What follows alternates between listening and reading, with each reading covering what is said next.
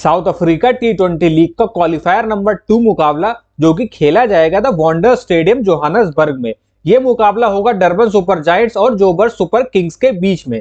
तो आइए दोस्तों देख लेते हैं द वंडर स्टेडियम के पिच के क्या मिजाज रहने वाले हैं। दोस्तों द वंडर स्टेडियम जोहानसबर्ग की जो पिच है ना, वो एक बेहतरीन बैटिंग पैराडाइज है। यहाँ पे हमारे बल्लेबाजों को ये पिच बहुत सूट करती है, यहाँ पे बहुत ज्यादा रन बनते हैं। बट एक बात और है कि यहाँ पे शुरुआत में तेज गेंदबाजों को अच्छी खासी मदद मिलती है। तो जो तेज गेंदबाज शुरू में इस मदद का फायदा उठा लेता है तो वो सामने वाली टीम पे भारी पड़ सकता है। अदरवाइज शुरू में अगर सामने वाली टीम ने पावर प्ले संभाल के निकाल लिया तो वो यहाँ पे बड़ा स्कोर बनाने में कामयाब हो जाती है। अगर आपने देखा होगा पिछला मुकाबला जो कि कल ही खेला गया था पाल रॉयल्स और जोबर सुपर किंग्स के बीच में एलिमिनेटर मुकाबला, उसमें नांद्रे बर्गर और सैम कुक ने उन 6 ओवरों का फायदा उठाया, मदद का फायदा उठाया और पाल रॉयल्स की धज्जियां उड़ा दी थी। तो यही बेनिफिट मिलता है यहाँ पे गेंदबाजों को, जो शुरू के 6 ओवर्स है ना, अगर उसको किसी टीम ने कैपिटलाइज कर लिया तो अब आप ये समझ लो कि आधे से ज्यादा मैच में उन्होंने पकड़ बना ली। बट जो पहले बल्लेबाजी करने वाली टीम है, अगर उन्होंने शुरू के 6 ओवर संभाल के खेल लिए तो उनके वारे न्यारे हो जाते हैं। फिर एक वो बेहतरीन मतलब हाई स्कोरिंग मैच हो जाता है और वो बेहतरीन टारगेट सेट करके सामने वाली टीम को दबाव बना देती है।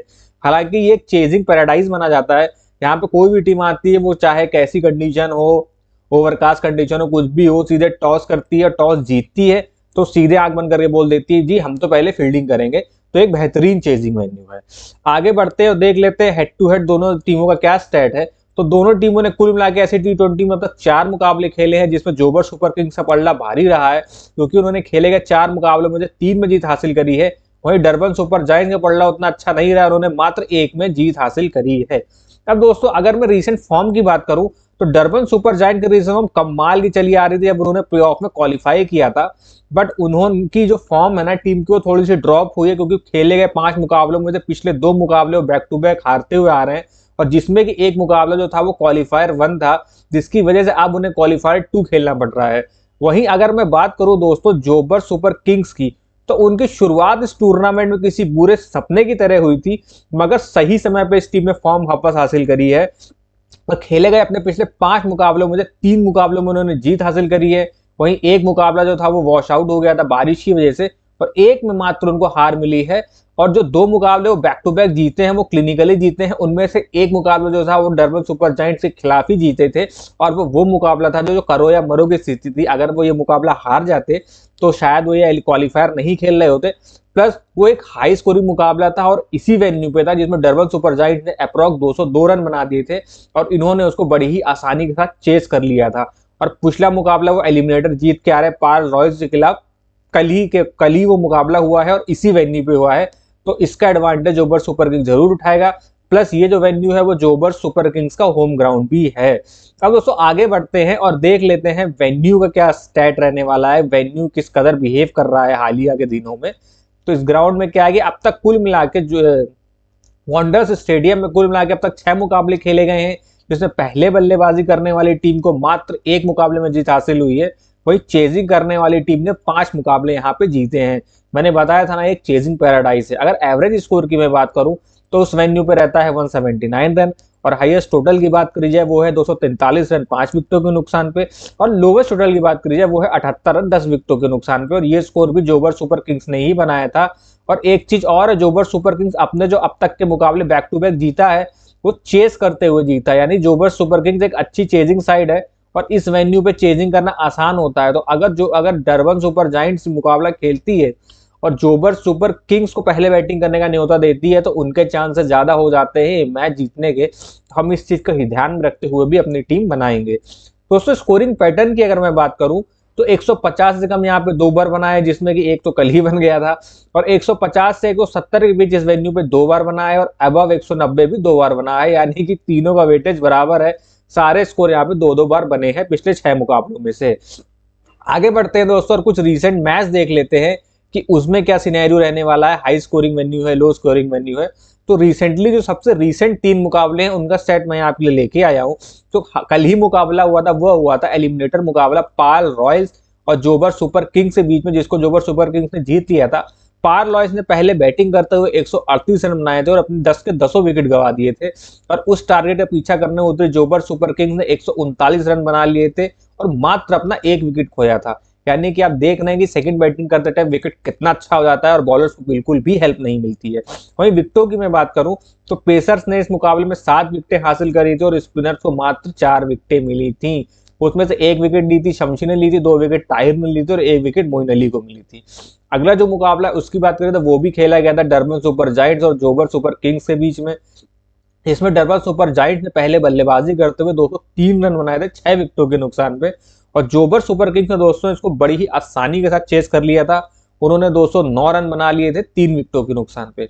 अगर मैं बात करूं विकेटों की तो पेसर्स ने इस मुकाबले में भी 7 विकेटें हासिल करी थी, वहीं स्पिनर्स को इस मुकाबले में मात्र 2 विकेटें मिली थी। अगला जो मुकाबला है वो खेला गया था जोबर सुपर किंग्स और सनराइजर ईस्टर्न केप के बीच में, जिसमें जोबर सुपर किंग्स को पहले बल्लेबाजी करने का न्योता मिला और वो मात्र 78 रनों पर सिमट गए थे। वही सनराइजर ईस्टर्न केप ने इस मुकाबले को 79 रन 9 विकेटों से जीत लिया था और उन्होंने 79 रन बड़ी ही आसानी के साथ बना लिए थे। इस पूरे मुकाबले में 11 विकेटें गिनी थी और 11 की 11 विकेटें यहाँ पे पेसर्स ने ली थी। स्पिनर्स को यहाँ पे एक भी विकेट हासिल नहीं हुई थी।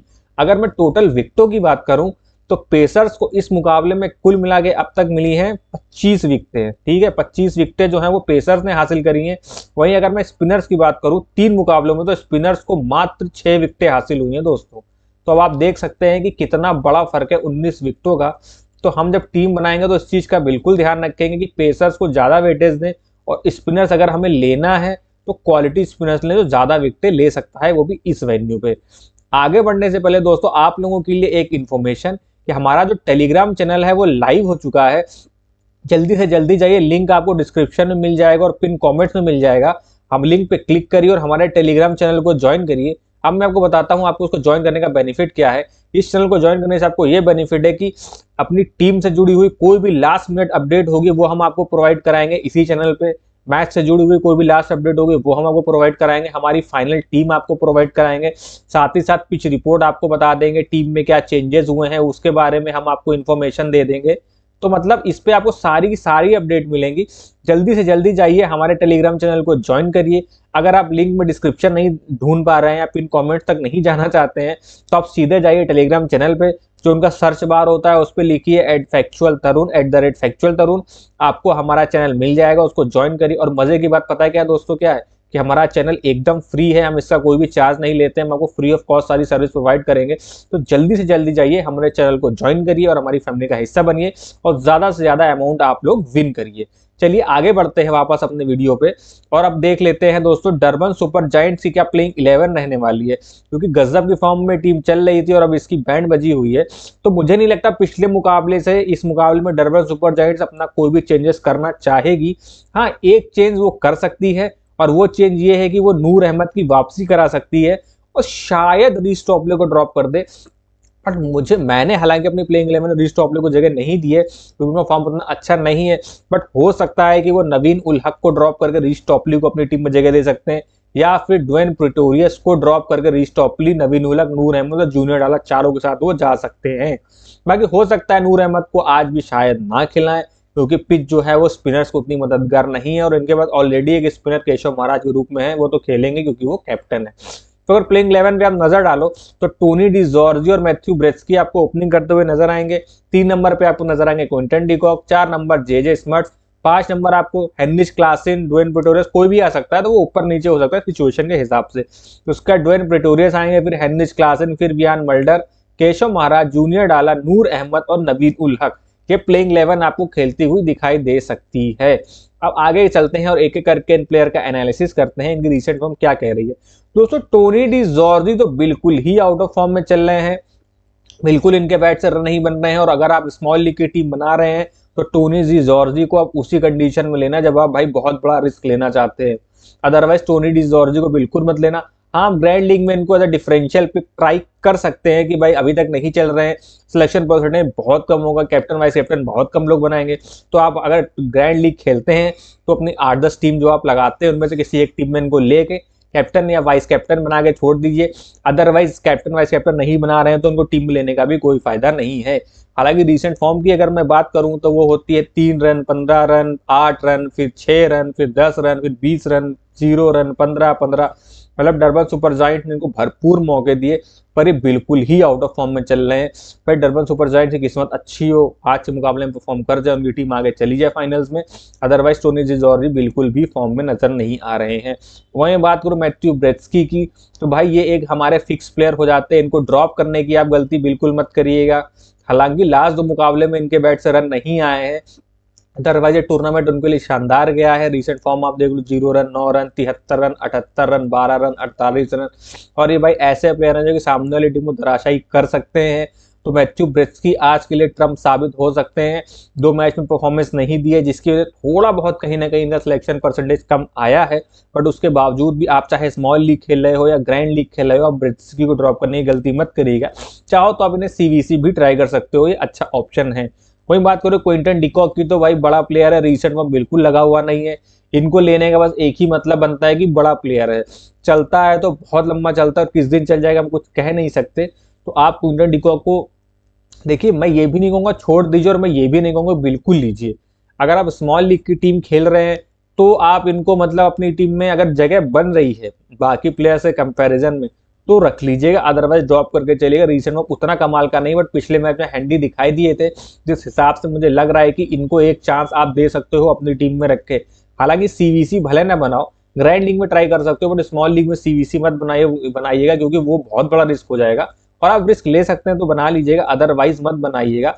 बाकी इसी वजह से मैं आपको बोलूंगा इनको रखने को कि भाई बड़े प्लेयर हैं, चल गए तो देखिए ना, रिसेंट फॉर्म देख लो, 20 run, 16 run, 6 run, 83 run, 0 run, 7 run, 25 run, चल गए तो अंधा मचा देते हैं, वरना कोई बात नहीं। और पिछले मैच में थोड़े ठीक बैटिंग करते हुए नजर आए थे, तो एक मौका इनको दिया जा सकता है। वही बात करूं मैं जे स्मर्ट्स की, तो भाई बिल्कुल फिक्स प्लेयर हैं। हालांकि लास्ट मैच में फ्लॉप हो गए थे, बॉलिंग में भी विकेट नहीं आई थी, बैटिंग से भी विकेट नहीं आई थी, बट इनको ड्रॉप करना समझदारी नहीं होगी। जे स्मर्ट्स को आप अपनी टीम में बिल्कुल रखिए, चाहे आप ग्रैंड लीग खेल रहे हैं, स्मॉल लीग खेल रहे हैं, तो चाहे तो आप इन्हें कैप्टन वाइस कैप्टन भी बना सकते हैं। रिसेंट फॉर्म की बात करूं तो 0-0 है, मतलब 0 रन 0 विकेट है, फिर एक मुकाबले में 55 रन, एक मुकाबले में 21, फिर एक मुकाबले में 30, फिर 15, फिर 52 रन, एक विकेट, फिर 26 रन। आगे बात करें डोइन पेटूरस की, तो भाई इनका फॉर्म कुछ ज्यादा खास नहीं है, ना बैटिंग से बॉलिंग से भी एक आधा विकेट ले लेते हैं। मैं बात करूं 7 रन 1 विकेट, फिर 7 रन 1 विकेट है, फिर 23 रन है, फिर 19 रन, फिर 1 विकेट, तो बॉलिंग से एक आधा विकेट चटका देते हैं, अदरवाइज इनकी कुछ खास परफॉर्मेंस नहीं है। जेल में आप इनको ट्राई कर सकते हैं, बट स्मॉल लीग में अगर आप इनको लेना है तो रिस्क के फॉर्म में लीजिएगा। एज अ ट्रम्प आप इनको ट्राई कर सकते हैं, एज अ ट्रम्प ये चल सकते हैं जॉइन पेटोरियस, बाकी अदरवाइज इनका कोई इतना खास फॉर्म नहीं है ना, इतनी खतरनाक डेथ बॉलिंग ही करा रहे हैं। हाँ, अगर जोबर सुपर किंग्स पहले बैटिंग करने आती है तो आप इनको अपनी टीम में ट्राई कर सकते हैं, अदरवाइज सेकंड बैटिंग में आप बिल्कुल भी इनको ट्राई मत करिएगा। वही बात करूँ मैं भाई हेनरिच क्लासन की, तो अगर इस टीम में कोई फिक्स प्लेयर चल रहे हैं तो जे स्मर्ट्स, हेनरिच क्लासन और आपके मैथ्यू ब्रेत्सकी, इन 3 को छोड़ने की गलती आप बिल्कुल भी मत करिएगा, वरना आपको दिक्कत का सामना करना पड़ सकता है। क्योंकि भाई हेनरिच क्लासन बहुत बेहतरीन फॉर्म में है, एक आधा ही मैच इनका कोई रहा होगा जिसमें उन्होंने परफॉर्म नहीं किया है, बाकी इनका रिजल्ट में कमाल का चल रहा है, बेहतरीन टच में चल रहे हैं, स्पिनर्स को भी लंबे लंबे छक्के मारे, फास्ट बॉलर्स को भी लंबे लंबे छक्के मारे, प्लस इस वेन्यू पे इनका रिकॉर्ड बहुत अच्छा है। तो हेनरिच क्लासन को बिल्कुल, चाहे आप स्मॉल लीग खेल रहे हो, चाहे आप जीएल खेल रहे हो, इनको ड्रॉप बिल्कुल भी मत करिएगा। रिसेंट फॉर्म की मैं बात करूँ तो लास्ट मुकाबले में बहुत नीचे आए थे, 23 रन, फिर 40 रन, फिर 30 रन, फिर 50 रन, फिर 30 रन, फिर 6 रन, फिर 31 रन। इसमें जो 40-50-50 रन है उसमें ओवर्स खत्म हो गए, पर क्लासन के रन बनाने की भूख खत्म नहीं हुई, तो इनको ड्रॉप बिल्कुल मत करिएगा। और कैप्टन वाइस कैप्टन के भी अच्छे चॉइस बनते हैं, क्योंकि इनकी बैटिंग तो आ ही जाती है। टॉप ऑर्डर फ्लॉप होगा तो भी क्लासन आएंगे, टॉप ऑर्डर चलेगा तो भी क्लासन आएंगे। लास्ट मैच में ट्रिपल सुपर ने यही गलती कर दी थी कि जहां वियान वेल्डर को भेजा था उस जगह पे आपको क्लासन को भेजना चाहिए था। वही बात करूं वियान वेल्डर की, तो भाई अच्छे फॉर्म में है, बैट से तो शानदार फॉर्म में है, बॉलिंग से उतने विकेटें नहीं मार रहे हैं, बट बैटिंग बहुत अच्छी कर रहे हैं, तो इन्हें एज अ बैट्समैन आप अपनी टीम में ट्राई कर सकते हैं। सेफ ऑप्शन जा रहे हैं वियान वेल्डर। रिसेंट फॉर्म देखे तो 38 रन है, 0 विकेट है, फिर 59 रन की पारी आई थी, फिर एक मैच 59 रन की पारी जोबर सुपर किंग्स के खिलाफ ही आई थी, उसके बाद 3 रन बनाए थे, 1 विकेट लिया था, 38 रन, 52 रन, तो मतलब ये आपको अच्छे खासे पॉइंट दे के जाएंगे। फ्लॉप प्लेयर नहीं है, चल रहे हैं, बैटिंग से भी पॉइंट दे रहे हैं, बॉलिंग से भी पॉइंट दे रहे हैं, कभी कभी दोनों से पॉइंट दे रहे हैं, तो उनको ड्रॉप मत करिएगा। आप अगर स्मॉल लीग खेल रहे हैं तो बिल्कुल भी इनको ड्रॉप करके मत चलिएगा। आगे बात करूं मैं कप्तान केशव महाराज की, तो देखिए लास्ट वेन्यू पे स्पिनर्स को मदद थी, तो उस मैच में इनको 2 विकेटें मिल गई थी, बट इस वेन्यू पे उतनी मदद नहीं है, तो आज के मुकाबले में अगर आप स्मॉल लीग खेल रहे हैं तो उनको ड्रॉप करके चल सकते हैं। ग्रैंड लीग में एक आधा टीम में ट्राई कर सकते हो, रिस्क ले सकते हो, अदरवाइज लगता नहीं है कि ये ज्यादा विकेटें मारेंगे। और बाकी देखो होने को कुछ भी हो सकता है, सामने वाली टीम विकेट फेंक के चली जाए तो हम कुछ कह नहीं सकते, बट ये अच्छे बॉलर है। बट इस वेन्यू पे मैं सजेस्ट नहीं करूंगा कि आप इनको लेके चले, खासकर अपनी स्मॉल लीग की टीम में। रिसेंट फॉर्म आप देख लो तो 1 रन है, 2 विकेट बन लिए हैं, फिर 0 विकेट, फिर 8 रन, फिर 2 विकेट। तो सो चल रहा है रिसेंट फॉर्म। वेन्यू पे भी इनकी बॉलिंग थोड़ी बहुत डिपेंड करती है। दोस्तों बात करूं मैं जूनियर डाला की, तो कमाल के प्लेयर है, एक तरह से ना आप मान के चलो फिक्स प्लेयर है। ये ऐसा बॉलर है जिसको वेन्यू से फर्क नहीं पड़ता, ये हिट द डेक बॉलर है और ये विकेटें मारता है। तो आप इनको अपनी टीम में जरूर जरूर रखिएगा। तो खासकर अगर आप स्मॉल लीग खेल रहे हो ना, तो एसएल में आप इनको जरूर ट्राई करके चलिएगा। एक बार को आप जीएल में चाहें तो इनको ड्रॉप कर सकते हैं, बट एसएल में इनको लेके चलिएगा, ये साबित हो सकते हैं बेहतरीन पिक। ये सीवीसी के भी ऑप्शन एक अच्छे बनते हैं, क्योंकि ये लंबे ज्यादा विकेटें मारते हैं। और खासकर अगर Joburg super king Durban super giants पहले बैटिंग कर रहा है, सॉरी जोबर सुपर किंग्स पहले बैटिंग कर रहा है, तो उस कंडीशन में तो ये मस्त पिक बनते हैं। जूनियर डाला की मैं बात करूं, रिसेंट फॉर्म अच्छा है, पिछले मुकाबले में 3 रन बनाए थे और 2 विकेटें मारी थी। उससे पहले बैटिंग नहीं आई थी, 5 विकेटें मारी थी, फिर उससे पहले 2 विकेटें मारी थी। तो जिस मुकाबले में खेलते हैं ऑन एन एवरेज 2 विकेटें तो ले ही रहे हैं। तो इनको जरूर से जरूर अपनी टीम में रखिएगा। वही बात करूं मैं नूर अहमद की, तो रिसेंट में बहुत अच्छा है, 2 विकेट, 0 रन, 1 विकेट, 5 विकेट, फिर 1 विकेट, फिर 3 विकेट। और पिछली बार भी जब ये जोबर सुपर किंग्स के साथ खेले थे और इसी वेन्यू पे खेले थे, तो इन्होंने 2 विकेटें मारी थी और सामने वाली टीम को बहुत परेशान किया था, रन भी नहीं दिए थे। तो हो सकता है आज इनकी वापसी हो। पिछले मुकाबले में तो इनको नहीं खिलाया गया था सनराइजर ऋषभ के खिलाफ, बट शायद इस मुकाबले में इनकी वापसी हो और कोई ना कोई बॉलर्स तो बैठा हुआ आपको नजर आएगा। तो अगर नूर अहमद खेलते हैं, तो मैंने स्पिनर्स की बात करी थी, तो आप नूर अहमद को अपनी टीम में ट्राई कर सकते हैं, खासकर तब जब जोबर सुपर किंग्स पहले बैटिंग कर रहा हो। वही बात करूं मैं नवीन उलक की, तो देखो 100 प्लेयर है, पिछले वो वीडियो भी मैंने कहा था, फिर मैं कह रहा हूँ कि चलेंगे किसी दिन तो 4 विकेटें मार देंगे। अदरवाइज ये ज्यादा से ज्यादा 1 विकेट लेते हैं, उससे ज्यादा विकेटें नहीं ले रहे हैं नवीन। और ये जो वेन्यू है वो बैटिंग के लिए बहुत अच्छा है। अगर जोबर सुपर किंग्स पहले बैटिंग करता है तो आप इनको ट्राई कर सकते हैं। अदरवाइज अगर Joburg super Kings second batting कर रहा है, चेस कर रहा है, तो उनको बिल्कुल भी ट्राई मत करिएगा। खासकर स्मॉल लीग वाले तो बिल्कुल भी इनको ट्राई मत करिएगा। रिसेंट फॉर्म की बात करें तो 2 रन बनाए, 1 विकेट लिया है, फिर विकेट लेस गए थे, फिर 10 रन बनाए थे, फिर 1 विकेट लिया था, फिर 1 विकेट लिया था। तो 1-1 विकेट लेते हैं, उससे ज्यादा विकेटें ये लेते नहीं है। दोस्तों ये था पूरा डरबन सुपर जायंट्स का एनालिसिस। अब आगे बढ़ते हैं और देख लेते हैं जोबर सुपर किंग्स के क्या हाल चाल हैं। भाई साहब ये टीम ने ना सही टाइम पे फॉर्म पकड़ी है, और मुझे नहीं लगता ये अपने विनिंग कॉम्बिनेशन में कोई छेड़छाड़ करेंगे। अगर ये कोई छेड़छाड़ करते हैं तो ये करते हैं कि शायद काइल सिमंड्स की टीम में वापसी हो जाए। बाकी ओपनिंग करते हुए आपको फाफ डु प्लेसिस और ल्यूइस डुप्लेसी नजर आएंगे। 3 नंबर पे आपको रिजा हेंड्रिक्स नजर आएंगे, फिर 4 नंबर मोइन अली, उसके बाद सिबेनिलियो मखान्या, या हो सकता है कि मखान्या आपको 4 नंबर पे बैटिंग करते हुए नजर आए। फिर डोनोवन फरेरिया, फिर बॉलिंग में Sam Cook, Nandre Burger, Imran Tahir, Doug Bracewell और काइल सिमंड्स। मुझे एक चीज ये समझ नहीं आ रही है कि मखान्या को क्यों टीम में जगह दी गई है, जबकि आपके वेन मैटसन आपके टीम में मौजूद हैं। कोई पॉलिसी होगी शायद, उसकी वजह से मखान्या को टीम में जगह दी गई है। अदरवाइज मखान्या की जगह बनती हुई नजर नहीं आ रही है, क्योंकि वेन मैटसन अच्छे फॉर्म में चल रहे हैं, डिसेंट फॉर्म में चल रहे हैं। सैम कुक का समझ में आता है कि लिजार्ड विलियम्स चोटिल थे, उसकी वजह से सैम कुक को टीम में जगह दी गई। हो सकता है कि लिजार्ड विलियम अगर थोड़े फिट हो जाए, मैच फिटनेस उनकी आ जाए, तो डग ब्रेसवेल को या काइल सिमंड्स में से किसी एक को रिप्लेस उनके थ्रू किया जाएगा। अगर वो अवेलेबल नहीं रहते हैं तो टीम इसी प्लेइंग 11 के साथ जाने वाली है। आगे बढ़ते हैं और देखते हैं रिसेंट फॉर्म। तो भाई साहब फाफ डु प्लेसिस गजब की फॉर्म में है। जोबर सुपर किंग्स के लिए बेनिफिट ये होगा कि टूर्नामेंट की शुरुआत इनकी बहुत बेकार रही थी, बट अंत भला तो सब भला, आते आते इस टीम में फॉर्म पकड़ी है।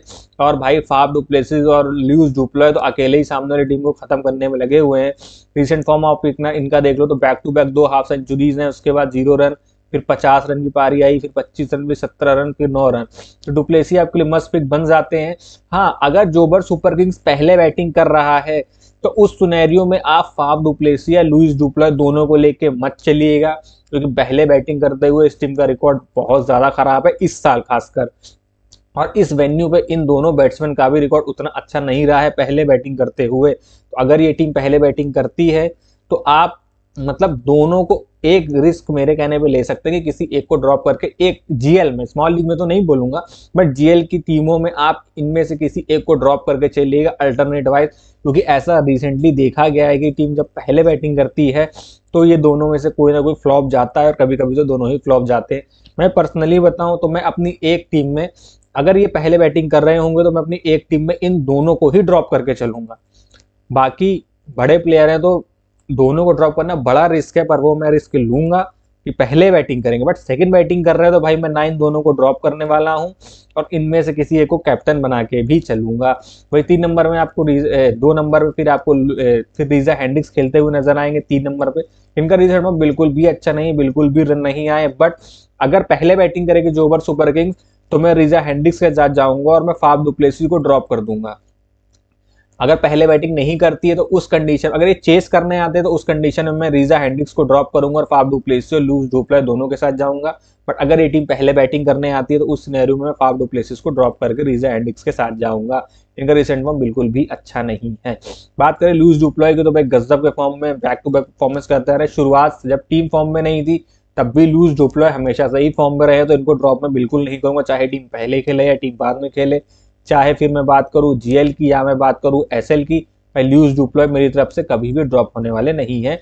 और ये कैप्टन वाइस कैप्टन के भी अच्छे पिक हैं, चाहे पहले खेले या बाद में। वहीं बात करूं रिसेंट फॉर्म की तो 68 रन 57 रन 2 हाफ सेंचुरी है, फिर एक मैच में 18 आए थे, फिर 41 रन, एक मैच में मात्र डक पे आउट हुए, फिर 30 रन 33 रन 71 रन, तो गजब की फॉर्म में। वहीं बात करूं मैं मोइन अली की, तो अगर आप स्मॉल लीग खेल रहे हैं तो उसमें आप मोइन अली को एज अ डिफरेंशियल पिक ले सकते हैं।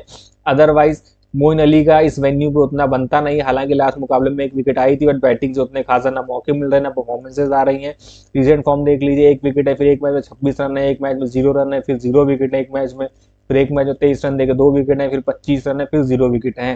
तो सो फॉर्म में चल रहे हैं, आप एसएल खेल रहे हैं तो आप रिस्क ले सकते हैं, एक तरह से रिस्की प्लेयर है और डिफरेंशियल पिक बनते हैं, तो आप इनको अपनी टीम में ट्राई कर सकते हैं। बाकी जीएल में तो आप रिस्क ले ही सकते हैं इनके ऊपर, अदरवाइज मैं इनको लेने की आपको रिकमेंडेशन नहीं करूंगा। वहीं बात करें डोनोवन फेरेरिया की, तो भाई बिल्कुल भी फॉर्म में नजर नहीं आ रहे हैं। 14 रन 8 रन, फिर एक मैच में खाली 56 रन की पारी आई थी, फिर 5 रन 4 रन 14 रन, तो इनको भी मैं लेने की आपको रिकमेंडेशन नहीं करूंगा। बाकी सिबांडा मखानिया ठीक ठाक प्लेयर है, ज्यादा मैचेस खेले नहीं है इस टूर्नामेंट में, क्यों टीम में इंक्लूजन हुआ है पता नहीं, शायद वेन मैटसन चोटिल है। अगर वेन मैटसन इनकी जगह खेलते हैं तो मैं उनको रिकमेंड करूंगा कि अपनी टीम में लेके चलिएगा, क्योंकि इस वेन्यू पर सेट बहुत अच्छा है। चाहे पहले बैटिंग कर रही हो टीम में, सेकंड बैटिंग कर रही हो, और वो एक डिफरेंशियल पिक के साथ साथ आपके लिए ट्रम्प भी साबित हो सकते हैं। खासकर अगर इनकी टीम पहले बैटिंग कर रही है तो आप वेन मैटसन को कैप्टन वाइस कैप्टन भी ट्राई कर सकते हैं। कैप्टन नहीं बोलूंगा, बट आप वीसी ट्राई कर सकते हैं वेन मैटसन को। बाकी बात करें सैम कुक की, तो भाई पहला ही मैच खेला है और 4 विकेट झटक ली है, तो मस्त पिक बनती है। वहीं बात करूं मैं नांद्रे बर्गर की, अगर ये टीम पहले बॉलिंग करा रही है तो उस कंडीशन में नांद्रे बर्गर के साथ आप बिल्कुल जाइएगा, श्योर शॉट जाइएगा। रिसेंट फॉर्म अच्छा है, 3 विकेट 1 विकेट फिर 1 विकेट 0 विकेट फिर 2 विकेट फिर 0 विकेट। हाँ, अगर ये टीम ये टीम पहले बॉलिंग करा रही है उस कंडीशन में नांद्रे बर्गर आपके लिए फिक्स होते हैं। बट अगर टीम ये सेकंड बॉलिंग करा रही है तो उस कंडीशन में आप जीएल खेल रहे हैं तो उसमें इनको ड्रॉप कर सकते हैं। बाकी स्मॉल लीग में तो ड्रॉप करने की गलती आप बिल्कुल भी मत करिएगा सैम कुक और नांद्रे बर्गर को। दोस्तों आगे चलते हैं और बात करते हैं इमरान ताहिर की। तो रिसेंट फॉर्म इनका अच्छा है, पिछले मुकाबले में अच्छा परफॉर्मेंस किया था, 2 विकेट लिए थे, फिर 0 विकेटलेस गए थे, फिर 1 रन बनाए थे, बॉलिंग नहीं आई थी, 2 wicket 1 wicket 1 wicket 1 wicket, so performance है। आप इनके साथ रिस्क ले सकते हैं चाहे तो, और चाहे तो आप इनको ड्रॉप भी कर सकते हैं, ये आपके ऊपर चॉइस है। चाहे स्मॉल लीग हो चाहे जीएल हो, ताहिर को लेना चाहे तो लीजिए, चाहे ड्रॉप करना चाहे तो ड्रॉप करिए, क्योंकि उतने खतरनाक फॉर्म में नहीं है कि आएंगे 4 विकेट ले जाएंगे, तो ऐसी सिचुएशन नजर नहीं आ रही। वहीं बात करूं मैं डग ब्रेसवेल की, तो लास्ट मुकाबला जो इन्होंने खेला था उसमें इन्होंने विकेटें नहीं मारी थी, तो बाकी 2 विकेट लिए उससे पहले मुकाबले में, फिर विकेटलेस गए, फिर विकेटलेस, फिर 9 रन, फिर 0 रन, तो उतने अच्छे फॉर्म में हैं, बॉलर अच्छे हैं। और इस टीम के खिलाफ जब खेले थे तो 2 विकेटें मारी थी, जो 2 विकेटें आप देख रहे हैं वो डरबन सुपर जायंट्स के खिलाफ ही है।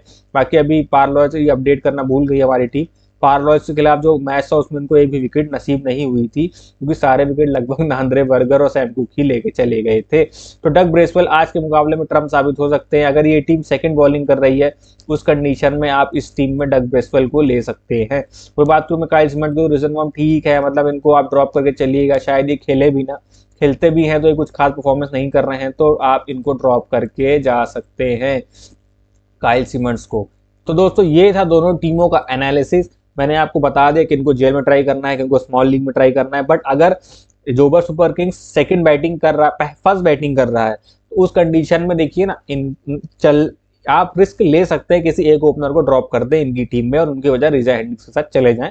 बाकी ये बड़ा रिस्क है, चाहो तो आप लोग, अदरवाइज आप डुप्लेसी और डुप्ला जिस फॉर्म में है तो उनको ड्रॉप करना बनता नहीं है। पर कहीं ना कहीं मुझे लग रहा है कि अगर ये टीम पहले बैटिंग करती है तो उस कंडीशन में इनके डुप्लेसिस और डुप्लॉय दोनों डूडू जो है फ्लॉप हो सकते हैं। तो आप एज अ सजेशन आप ट्राई कर सकते हो, आगे नहीं ट्राई करना है तो फिर इनको ड्रॉप, इसके अलावा इनको ड्रॉप करने की कोई भी वजह नहीं है।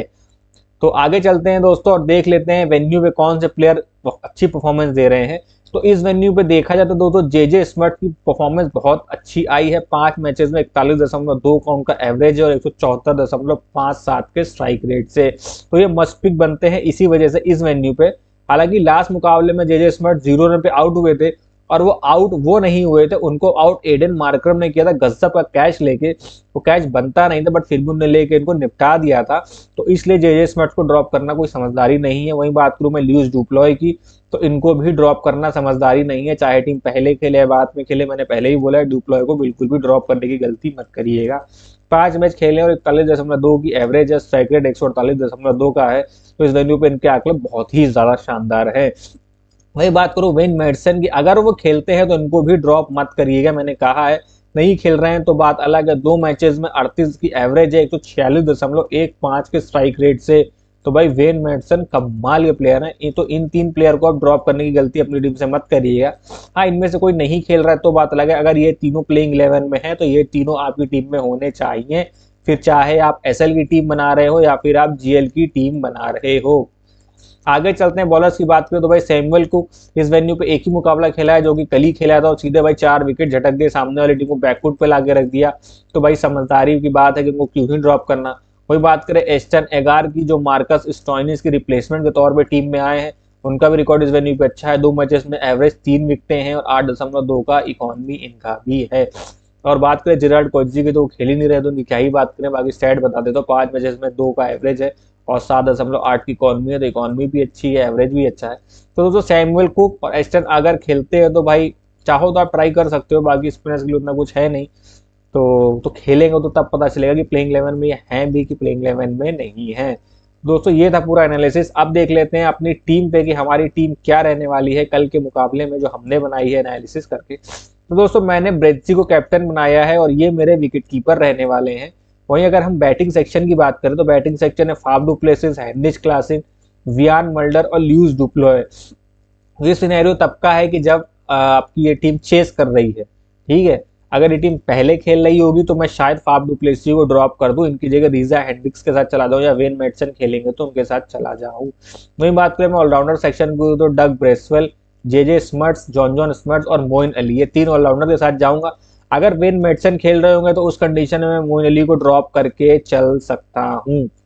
और बात करें बॉलर्स की तो मैंने रीस टॉपले को लिया, जूनियर डाला को लिया और सैमुअल कुक को अपनी टीम में लिया है। हो सकता है मैं मोइन अली को ड्रॉप करके यहाँ पे नांद्रे बर्गर के साथ चला जाऊं, या फिर एक ऑप्शन ये भी है कि अगर नूर अहमद खेलते हैं तो उस जगह पे मैं शायद डग ब्रेसवेल को ड्रॉप करके नूर अहमद के साथ चला जाऊं, या फिर मैं रीस टॉपली को ड्रॉप करके नूर अहमद के साथ चला जाऊं। रीस टॉपली को मैं उस कंडीशन में ड्रॉप करूंगा जब Durban super giants second bowling करा रही होगी। अगर डरबन सुपर जायंट्स पहली बॉलिंग करा रही होगी तो उस कंडीशन में मैं रीस टॉपली को ड्रॉप नहीं करने वाला हूँ। जूनियर डाला मेरे फिक्स रहेंगे चाहे पहले खेले या बाद में। और दोस्तों मैं आपकी जानकारी के लिए बता दूं कि ये हमारी फाइनल टीम नहीं है। फाइनल टीम आपको कब मिलेगी? फाइनल टीम आपको मिलेगी टॉस से 20 मिनट पहले। और वो फाइनल टीम आपको कहाँ मिलेगी? वो फाइनल टीम आपको मिलेगी हमारे टेलीग्राम चैनल पे, लिंक आपका डिस्क्रिप्शन में है, पिन कमेंट्स में है। जल्दी से जल्दी जाइए हमारे चैनल को ज्वाइन करिए। इसको ज्वाइन करने का क्या फायदा होता है, यहाँ पे हम आपको सारी लास्ट मिनट की अपडेट्स प्रोवाइड कराते हैं, लास्ट मिनट में टीम में जो चेंजेस होते हैं वो प्रोवाइड कराते हैं, हम पिच की रिपोर्ट आपको यहाँ पे प्रोवाइड कराते हैं, और फाइनल प्लेइंग 11 जो होती है वो भी हम आपको यहाँ पे प्रोवाइड कराते हैं। और हमारी जो फाइनल टीम है, जो हम थोड़े बहुत चेंजेस करते हैं फाइनल टीम के ड्रीम टीम में, वो भी हम आपको यहाँ पे प्रोवाइड कराते हैं दोस्तों। तो जल्दी से जल्दी जाइए हमारे चैनल को ज्वाइन करिए, हमारी फैमिली का हिस्सा बनिए। और अगर आप डिस्क्रिप्शन में नहीं जाना चाहते हैं, पिन कमेंट्स में नहीं जाना चाहते, तो सीधे जाइए सर्च बॉक्स में और टाइप कर दीजिए फैक्चुअल तरुण, हमारा चैनल आ जाएगा, उसको ज्वाइन कर लीजिए, हमारी फैमिली का हिस्सा बनिए और ज्यादा से ज्यादा अमाउंट विन करिए। तो दोस्तों आज के वीडियो में बस इतना ही, फिर मिलेंगे अगले वीडियो में। तब तक के लिए नमस्कार, जय हिंद, बाय बाय।